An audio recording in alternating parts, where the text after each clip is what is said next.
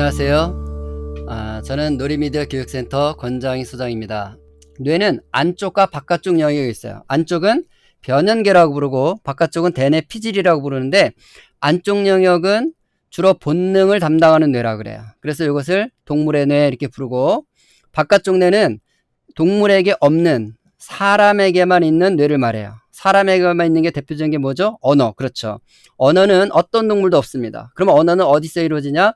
바깥쪽 뇌에서 이루어지는 것을 말합니다. 그 다음에 뭐 도구를 만든다든가 없는 새로운 걸 만들어내는 능력, 사람만 있죠. 이런 걸 하는 것이 바깥쪽 뇌예요. 그러니까 두뇌 발달은 바깥쪽 뇌가 잘 발달되는 것이 두뇌 발달이에요. 이 두뇌 바깥쪽 2mm 밖에 되지 않아요. 근데 어떻게 2mm 속에서 발달이 일어난다는 거죠. 그 발달을 시냅스라고 합니다. 인지하고 생각하고 느끼고 경험하는 모든 활동은 시냅스의 흔적을 남긴다. 자, 우리 가소성을 같이 한번 읽어봅시다. 동일한 일을 반복하는 동안 뉴런 사이의 시냅스의 연결이 견고해지는 과정. 두뇌 발달이라는 것은 우리 아이들이 현재 무엇을 선택하며 시간을 보내고 있는가와 직결되어 있다는 것을 먼저 이해할 필요가 있고, 그래서 이제 3살 정도 되면 시냅스 밀도가 이제 빽빽해집니다.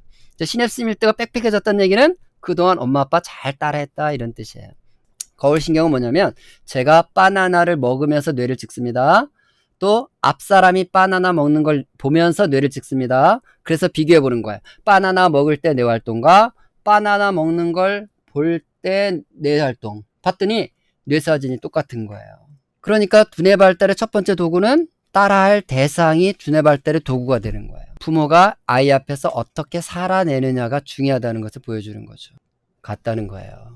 그러니까 우리가 아이들에게 TV 좀 그만 봐라, 스마트폰 그만해라, 게임 그만, 이렇게 말할 때가 아니라, 우리 아이가 나를 보고 있을 때 내가 지금 TV, 컴퓨터, 스마트폰을 어떤 형태로 대하고 있는지 그걸 먼저 돌아보라는 거예요. 그래서 자기와 잘 싸우는 엄마 아빠가 되라는 것은 이런 의미를 담고 있는 거예요. 뇌과학자들이 연구를 해보니까 두뇌는 어떻게 그러면 시냅스가 만들어지고 하냐는 걸 봤더니 움직임을 통해서 두뇌가 발달되게 돼 있더라는 거예요. 강아지는요, 아무리 움직여도 시냅스가 만들어지는 존재가 아니에요. 근데 사람은 어떻게 움직이느냐에 따라서 두뇌가 다 결정되는 거예요. 뇌를 만질 때마다 신체 어딘가도 움직이는 걸 알게 된 거예요. 그래서 우리 뇌의 운동 감각 영역들이 신체 일부 어디로 다 연결된 걸 알게 된 거예요. 그래서 뇌를 한번 꼼꼼하게 찔러가면서 지도를 그려봤더니 우리 뇌의 30%는 양손 쪽으로 연결되어 있고, 25%는 입과 혀로 연결되어 있고, 15%는 양발로 연결되어 있는 거예요. 그러니까 우리 두뇌의 70%는 어디로 집중되어 있다? 손과 입과 발로. 그래서 아이들이 인형이나 장난감 갖고 놀 때 보세요. 조용히 노나요? 끊임없이 중얼거리면서 끊임없이 하면서 가만히 안 있죠. 왔다 갔다 갔다 하면서 놀죠. 이것은 그들이 두뇌를 자극해서 시냅스를 만드는 과정이에요. 두뇌는 그럼 어떻게 이 시냅스가 만들어지냐면, 이 결정적 시기가 있다는 거예요. 만들어지는데. 아이가 태어나서 한 13살 정도까지는요, 정말 갓 개봉한 찰흙 같은 거예요. 그래서 아이들이 뭔가를 할 때마다 바로바로 학습이 이루어지고 바로바로 시냅스가 만들어지는 거예요. 여러분, 우리 아이들이 뽀로로를 볼 때는 그 소리 정보를 의미로 바꾸는 거는 엄마처럼 익숙하지가 않아요. 왜? 아직 발달이 안 돼 있으니까. 근데 화면은 어때요? 엄마보다 10배 자세히 보게 돼 있어요. 그때는 시각이 되게 예민한 상태라서 자세히 보는 거예요. 그러니까 그 시각 정보를 뇌에 집중되어 있기 때문에 소리를 의미로 바꾸는 일을 잘 못한다는 거예요. 그래서 뇌 발달이 안 일어납니다. 질문하고 답하기를 해야 돼요. 소리가 들어오면 거기에 대해서 반응하는 걸 해야 돼. 이게 뭐냐면 관계 맺기인데, 관계가 형성이 돼야만 언어가 만들어지는 거예요. 뽀로로로 말을 배운 애들은 특징이 있어요. 그 특징이 뭐냐면요, 상황과 맥락과 상관없는 소리를 잘한다는 거예요. 새로운 말소리가 그 아기들과 직접 상호작용을 하는, 진짜 사람들로부터 나왔을 때만 때늦은 학습이 가능한 것을 보여주었다. 이 시기에는 같은 소리를 녹음기나 비디오를 반복적으로 제시해도 아무런 학습이 일어나지 않는다. 그냥 심심해서 자기가 뭔가를 가지고 놀고 있을 때가 언어 발달이 되는 방법이라는 거예요. 별짓을 다 한다는 얘기는요, 별짓 다 하는 시냅스가 만들어진다는 뜻이에요. 하는 대로 만들어지니까. 그래서 별짓을 다 한다는 것은 창의력과 과제 해결 능력을 말하는 거예요.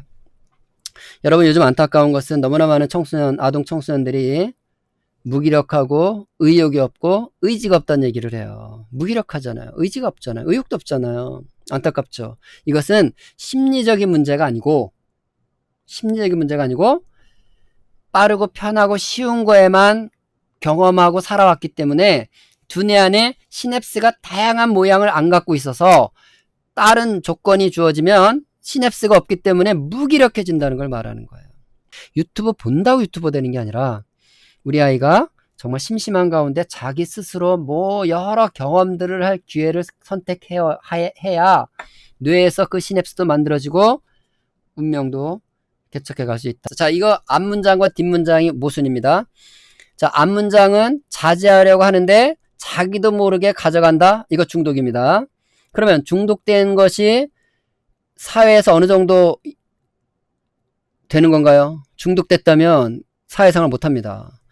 그러니까 중독이 된 상태라면 밑에 게 의미가 없는 말이고 또 밑에 게 의미가 있으려면 중독이 안 돼야 되는 거예요. 그러니까 균형이라는 것은 중독되기 전의 단계예요.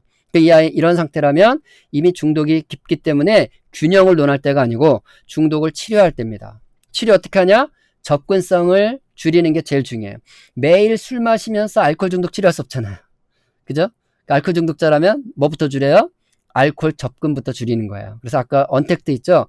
그 언택트부터 잘 사용하시고 온택트 정확하게 지키시고 요 두 가지를 먼저 실행하시면 저렇게 중독으로부터 했던 문제들이 해결이 될 것이고 그게 해결되면 그 다음에 이제 균형에 대한 이야기를 할 수 있을 거예요. 긴 시간 수고하셨습니다. 감사합니다.